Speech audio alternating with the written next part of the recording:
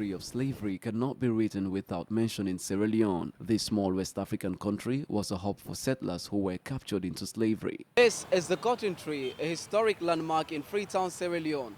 The cotton tree played a significant role in the colonial era where people came to meet and slaves were set free. In 1787, ships sailed through Sierra Leone with a number of freed slaves craving for emancipation. As time went by, Sierra Leone became a province of freedom. James J. Mboka is a vice principal of Bilingual High School and has been teaching history for over a decade. He tells us how the history of Sierra Leone and slavery have been preserved. America was referred to the newfound land, the virgin land that needed exploitation.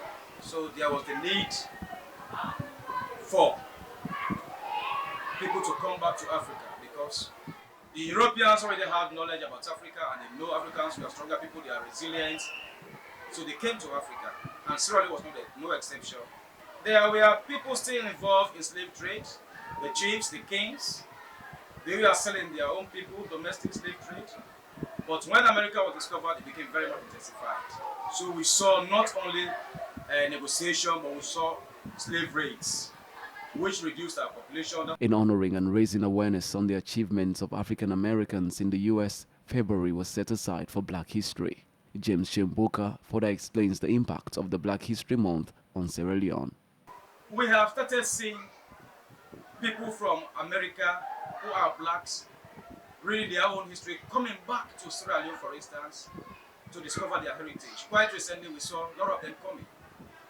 We saw people like Idris Elba, coming. Of course, quite recently, we saw even the just completed AFCON.